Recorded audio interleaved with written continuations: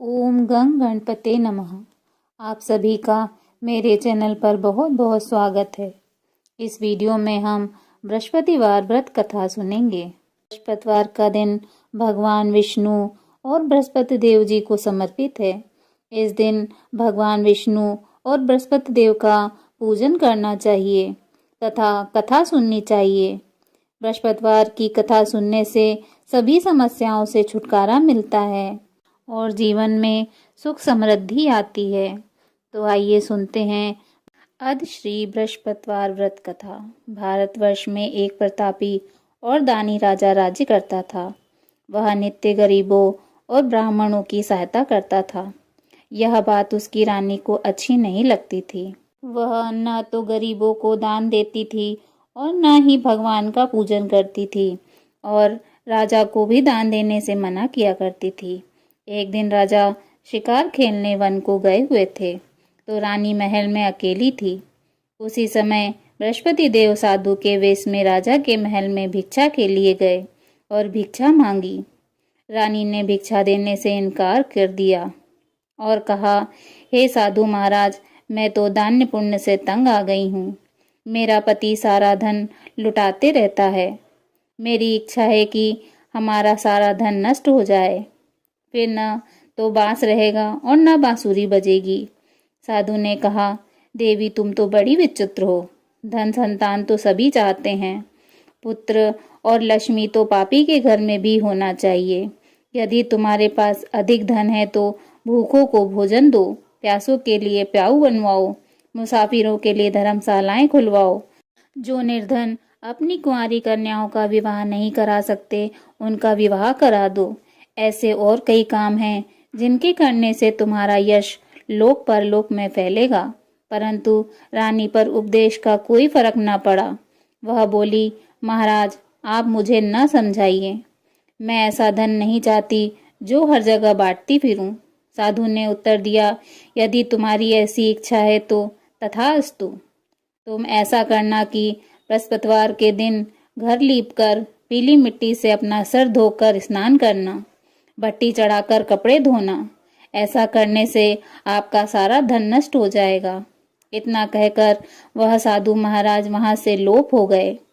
साधु के अनुसार कई बातों को पूरा करते हुए रानी को केवल 3 बृहस्पतिवार ही बीते थे कि उसकी समस्त धन संपत्ति नष्ट हो गई। भोजन के लिए राजा का परिवार तरसने लगा। तब एक दिन राजा ने रानी से बोला कि हे रानी, तुम यहीं रहो, मैं दूसरे देश को जाता हूँ, क्योंकि यहाँ पर सभी लोग मुझे जानते हैं, इसलिए मैं कोई छोटा कार्य भी नहीं कर सकता। ऐसा कहकर राजा परदेश चला गया। वहाँ जंगल से लकड़ी काटकर लाता और शहर में बेचता। इस तरह अपना जीवन व्यतीत करने लगा। इधर राजा के परदेश जाते ही रानी और दासी दुखी रहने लगी। एक बार जब रानी और दासी को 7 दिन तक बिना भोजन के रहना पड़ा तो रानी ने अपनी दासी से कहा, हे दासी, पास के ही नगर में मेरी बहन रहती है। वह बड़ी धनवान है। तू उसके पास जा और कुछ ले आ ताकि थोड़ी बहुत गुजर बसर हो जाए। दासी रानी की बहन के पास गई। उस दिन गुरुवार था और रानी की बहन उस समय बृहस्पतिवार व्रत की कथा सुन रही थी। दासी ने रानी की बहन को अपनी रानी का संदेश दिया, लेकिन रानी की बड़ी बहन ने कोई उत्तर नहीं दिया। जब दासी को रानी की बहन से कोई उत्तर नहीं मिला तो वह बहुत दुखी हुई और उसे क्रोध भी आया। दासी ने वापस आकर रानी को सारी बात बता दी। सुनकर रानी ने अपने भाग्य को कोसा। उधर रानी की बहन ने सोचा कि मेरी बहन की दासी आई थी, परंतु मैं उससे नहीं बोल सकी, इससे वह बहुत दुखी हुई होगी। कथा सुनकर और पूजन समाप्त करके वह अपनी बहन के घर आई और कहने लगी, हे बहन, मैं बृहस्पतिवार का व्रत कर रही थी। तुम्हारी दासी मेरे घर आई थी, परंतु जब तक कथा होती है तब तक न उठते हैं और न ही बोलते हैं, इसलिए मैं नहीं बोली। कहो दासी क्यों आई थी? रानी की बहन बोली, बहन तुमसे क्या छिपाऊं, हमारे घर में खाने तक को अनाज नहीं है। ऐसा कहते कहते रानी की आंखें भर आईं। उसने दासी समेत पिछले 7 दिनों से भूखे रहने तक की बात अपनी बहन को विस्तार पूर्वक सुना दी। रानी की बहन बोली, देखो बहन, भगवान बृहस्पति देव सबकी मनोकामना पूर्ण करते हैं। देखो शायद तुम्हारे घर में अनाज रखा हो। पहले तो रानी को विश्वास नहीं हुआ, पर बहन के आग्रह करने पर उसने अपनी दासी को अंदर भेजा तो उसे सचमुच अनाज से भरा एक घड़ा मिल गया। यह देखकर दासी को बड़ी हैरानी हुई। दासी रानी से कहने लगी, हे रानी, जब हमको भोजन नहीं मिलता तो हम व्रत ही तो करते हैं, इसलिए क्यों न इनसे व्रत की विधि और कथा पूछ ली जाए ताकि हम भी व्रत कर सकें। तब रानी ने अपनी बहन से बृहस्पतिवार व्रत के बारे में पूछा। उसकी बहन ने बताया, बृहस्पतिवार व्रत में चने की दाल और मुनक्का से विष्णु भगवान का केले के जड़ में पूजन करें तथा दीपक जलाएं, व्रत कथा सुने और पीला ही भोजन करें। इससे बृहस्पति देव प्रसन्न होते हैं। व्रत और पूजन विधि बताकर रानी की बहन अपने घर लौट आई। 7 दिन बाद जब गुरुवार आया तो रानी और दासी ने व्रत रखा। गुड़साल से जाकर चना और गुड़ ले आई। फिर उसने केले की जड़ तथा विष्णु भगवान का पूजन किया। अब पीला भोजन कहाँ से आए, इस बात को लेकर दोनों बहुत दुखी थीं। चूंकि उन्होंने व्रत रखा था, इसलिए बृहस्पति देव उनसे प्रसन्न थे। इसीलिए वे एक साधारण व्यक्ति का रूप धारण कर 2 थालों में सुंदर पीला भोजन दासी को दे गए। भोजन पाकर दासी प्रसन्न हुई और फिर रानी के साथ मिलकर भोजन ग्रहण किया। उसके बाद वे सभी गुरुवार को व्रत और पूजन करने लगी। बृहस्पति भगवान की कृपा से उनके पास फिर से धन संपत्ति आ गई, परंतु रानी फिर से पहले की तरह आलस करने लगी। तब दासी बोली, देखो रानी, तुम पहले भी इसी प्रकार आलस्य करती थी। तुम्हें धन रखने में कष्ट होता था, इसी कारण से सभी धन नष्ट हो गया, और अब जब भगवान बृहस्पति देव की कृपा से धन मिला है तो तुम्हें फिर से आलस्य होता है। रानी को समझाते हुए दासी कहती है कि बड़ी मुसीबतों के बाद हमने यह धन पाया है, इसलिए हमें दान पुण्य करना चाहिए, भूखे मनुष्यों को भोजन कराना चाहिए और धन को शुभ कार्यों में खर्च करना चाहिए, जिससे तुम्हारे कुल का यश बढ़ेगा, स्वर्ग की प्राप्ति होगी और पितर प्रसन्न होंगे। दासी की बात मानकर रानी अपना धन शुभ कार्यों में खर्च करने लगी, जिससे पूरे नगर में उसका यश फैलने लगा। एक दिन राजा दुखी होकर जंगल में पेड़ के नीचे आसन जमाकर बैठ गया। वह अपनी दशा को याद करके व्याकुल होने लगा। बृहस्पतिवार का दिन था। एकाएक उसने देखा कि निर्जन वन में एक साधु प्रकट हुए हैं। वह साधु वेश में स्वयं बृहस्पति देवता थे। लकड़हारे के सामने आकर बोले, हे लकड़हारे, इस सुनसान जंगल में तू किस चिंता में बैठा है? लकड़हारे ने दोनों हाथ जोड़कर प्रणाम किया और उत्तर दिया, महात्मा जी, आप सब कुछ जानते हैं, मैं क्या कहूँ। यह कहकर रोने लगा और साधु को अपनी आत्मकथा सुनाई। महात्मा जी ने कहा, तुम्हारी स्त्री ने बृहस्पति के दिन बृहस्पति भगवान का निरादर किया है, जिसके कारण रुष्ट होकर उन्होंने तुम्हारी यह दशा कर दी। अब तुम चिंता को दूर कर कर मेरे कहने पर चलो तो तुम्हारे सब कष्ट दूर हो जाएंगे और भगवान पहले से अधिक संपत्ति देंगे। तुम बृहस्पति के दिन कथा किया करो। 2 पैसे के चने मुनक्के लाकर उनका प्रसाद बनाओ और शुद्ध जल से लोटे में शक्कर मिलाकर अमृत तैयार करो। कथा के पश्चात अपने सारे परिवार और सुनने वाले प्रेमियों में अमृत व प्रसाद बांटकर आप भी ग्रहण करो। ऐसा करने से भगवान तुम्हारी सब मनोकामनाएं पूरी करेंगे।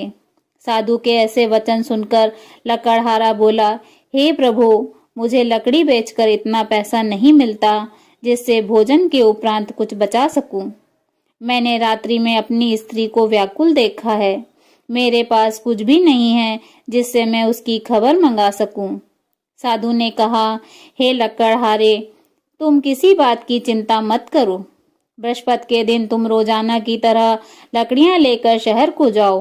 तुमको रोज से दुगना धन प्राप्त होगा, जिससे तुम भली भांति भोजन कर लोगे तथा बृहस्पति देव की पूजा का सामान भी आ जाएगा। इतना कहकर साधु अंतर ध्यान हो गए। धीरे धीरे समय व्यतीत होने पर फिर वही बृहस्पतिवार का दिन आया। लकड़हारा जंगल से लकड़ी काटकर किसी शहर में बेचने गया। उसे उस दिन और दिनों से अधिक पैसा मिला। राजा ने चना गुड़ आदि लाकर गुरुवार का व्रत किया। उस दिन से उसके सभी कलेश दूर हुए। परंतु जब दोबारा गुरुवार का दिन आया तो बृहस्पतिवार का व्रत करना भूल गया। इस कारण बृहस्पति भगवान नाराज हो गए। उस दिन उस नगर के राजा ने विशाल यज्ञ का आयोजन किया तथा शहर में यह घोषणा करा दी कि कोई भी मनुष्य अपने घर में भोजन न बनाए, न आग जलाए। समस्त जनता मेरे यहाँ भोजन करने आए। इस आज्ञा को जो न मानेगा उसे फांसी की सजा दी जाएगी। इस तरह की घोषणा संपूर्ण नगर में करवा दी गई। राजा की आज्ञा अनुसार शहर के सभी लोग भोजन करने गए, लेकिन लकड़हारा कुछ देर से पहुंचा, इसलिए राजा उसको अपने साथ घर ले गए और ले जाकर भोजन करा रहे थे। तभी रानी की दृष्टि उस खूंटी पर पड़ी जिस पर उनका हार लटका हुआ था। वह वहां दिखाई नहीं दिया। रानी ने निश्चय किया कि मेरा हार इसी मनुष्य ने चुरा लिया है। उसी समय सिपाहियों को बुलाकर उसको कारागार में डलवा दिया। जब लकड़हारा कारागार में पड़ गया और वह बहुत दुखी होकर यह विचार करने लगा कि न जाने कौन से पूर्व जन्म के कर्म से मुझे यह दुख प्राप्त हुआ है, और उसी साधु को याद करने लगा जो जंगल में मिला था। उस समय तत्काल बृहस्पति देव साधु के रूप में प्रकट हुए और उसकी दशा को देखकर कहने लगे, अरे मूर्ख, तूने बृहस्पति देव की कथा नहीं कही, इसी कारण तुझे दुख प्राप्त हुआ है। अब चिंता मत कर, बृहस्पति के दिन कारागार के दरवाजे पर 4 पैसे पड़े मिलेंगे। उनसे तू बृहस्पति देव की पूजा करना, तेरे सभी कष्ट दूर हो जाएंगे। बृहस्पतिवार के दिन उसे 4 पैसे मिले। लकड़हारे ने कथा कही। उसी रात्रि को बृहस्पति देव ने उस नगर के राजा को स्वप्न में कहा, हे राजा, तूने जिस आदमी को कारागार में बंद कर दिया है वह निर्दोष है, वह राजा है, उसे छोड़ देना। रानी का हार उसी खूंटी पर लटका है। अगर तू ऐसा नहीं करेगा तो मैं तेरे राज्य को नष्ट कर दूंगा। इस तरह रात्रि में स्वप्न को देखकर राजा प्रातः काल उठा और खूंटी पर हार देखकर लकड़हारे को बुलाकर क्षमा मांगी तथा लकड़हारे को योग्य सुंदर वस्त्र आभूषण देकर विदा कर दिया। बृहस्पति देव के आज्ञा अनुसार लकड़हारा अपने नगर को चल दिया। राजा जब अपने नगर के निकट पहुंचा तो उसे बड़ा आश्चर्य हुआ। नगर में पहले से अधिक बाग, तालाब, कुएं तथा बहुत सी धर्मशाला, मंदिर आदि बन गए हैं। राजा ने पूछा कि यह किसका बाग और धर्मशाला है? तब नगर के सब लोग कहने लगे, यह सब रानी और बांदी के हैं। तो राजा को आश्चर्य हुआ और गुस्सा भी आया। जब रानी ने यह खबर सुनी कि राजा आ रहे हैं तो उन्होंने बांदी से कहा, हे दासी, देख राजा हमको कितनी बुरी हालत में छोड़ गए थे। हमारी ऐसी हालत देखकर वह लौट न जाएं, इसलिए तू दरवाजे पर खड़ी हो जा। आज्ञा अनुसार दासी दरवाजे पर खड़ी हो गई। राजा आए तो उन्हें अपने साथ लिवा लाई। तब राजा ने क्रोध करके अपनी रानी से पूछा कि यह धन तुम्हें कैसे प्राप्त हुआ है? तब उन्होंने कहा, हमें यह सब धन बृहस्पति देव की कृपा से प्राप्त हुआ है। राजा ने निश्चय किया कि 7 रोज बाद तो सभी बृहस्पति देव का पूजन करते हैं, परंतु मैं प्रतिदिन दिन में 3 बार कहानी तथा रोज व्रत किया करूंगा। अब हर समय राजा के दुपट्टे में चने की दाल बंधी रहती तथा दिन में 3 बार कहानी कहते। एक रोज राजा ने विचार किया, चलो अपनी बहन के यहाँ हो आए।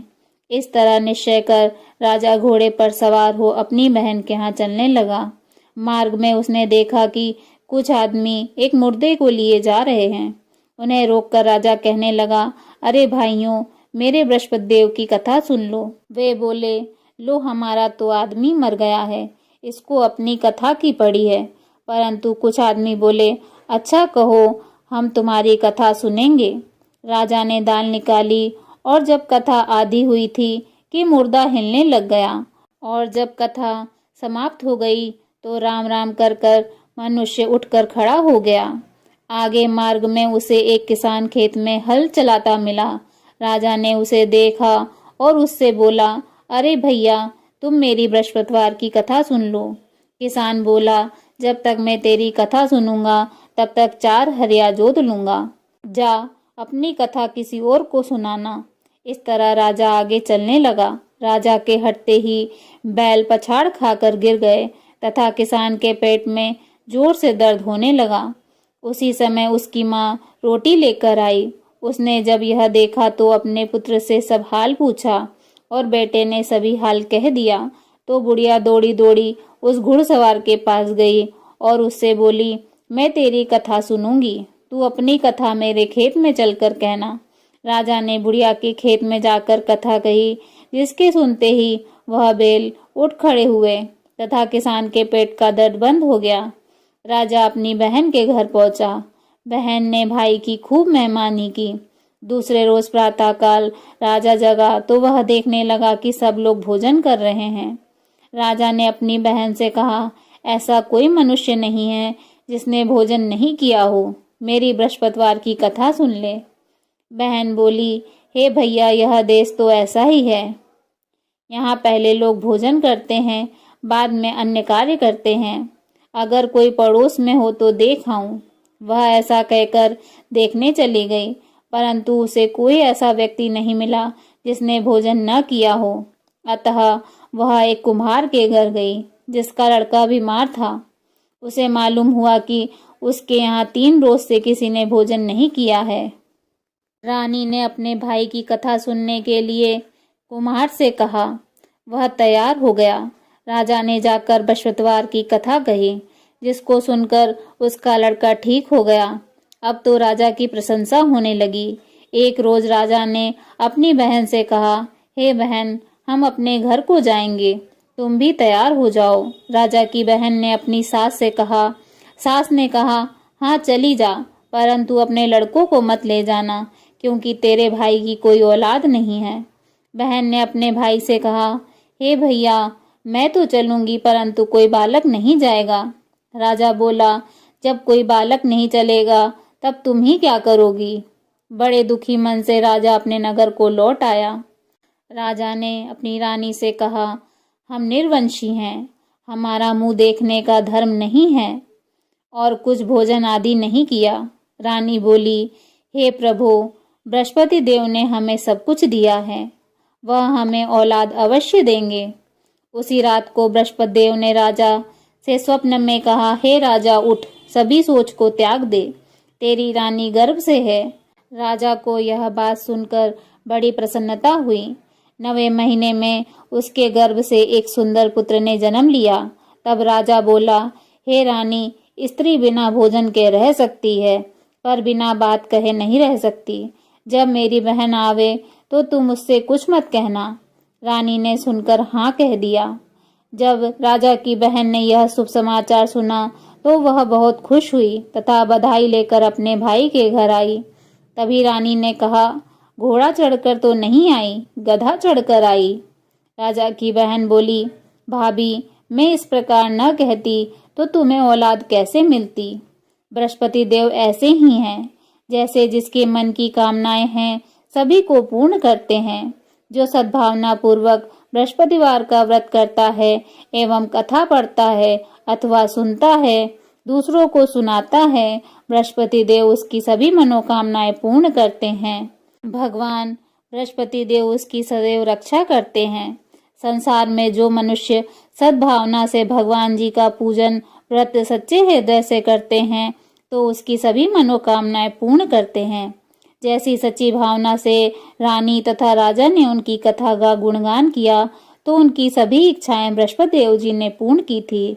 इसलिए पूर्ण कथा सुनने के बाद प्रसाद लेकर जाना चाहिए। हृदय में उनका मनन करते हुए जयकारा बोलना चाहिए। बोलो बृहस्पति देव भगवान की जय, विष्णु भगवान की जय। बृहस्पति देव महाराज की दूसरी कथा। प्राचीन काल में एक ब्राह्मण रहता था। वह बहुत निर्धन था। उसकी कोई संतान नहीं थी। उसकी स्त्री बहुत मलिनता के साथ रहती थी। वह न तो स्नान करती थी और न किसी देवता का पूजन करती थी। इससे ब्राह्मण देवता बड़े दुखी थे।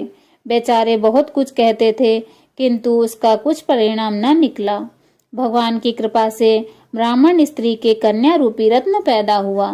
कन्या बड़ी होने पर प्रातः स्नान करके विष्णु भगवान का जाप व बृहस्पतिवार का व्रत करने लगी। अपने पूजन पाठ को समाप्त करके विद्यालय जाती तो अपनी मुट्ठी में जौ भर के ले जाती और पाठशाला के मार्ग में डालती जाती। जब वे जौ स्वर्ण के हो जाते तो लौटते समय उनको बिनकर घर ले आती थी। एक दिन वह बालिका सूप में सोने के जौ को फटक कर साफ कर रही थी कि उसके पिता ने देख लिया और कहा, हे बेटी, सोने के जौ के लिए सोने का सूप होना चाहिए। दूसरे दिन बृहस्पतिवार था। इस कन्या ने व्रत रखा और बृहस्पति देव से प्रार्थना करके कहा, मैंने आपकी पूजा सच्चे मन से की हो तो मेरे लिए सोने का सूप दे दो। बृहस्पति देव ने उसकी प्रार्थना स्वीकार कर ली। रोजाना की तरह वह कन्या जौ फैलाती हुई जाने लगी।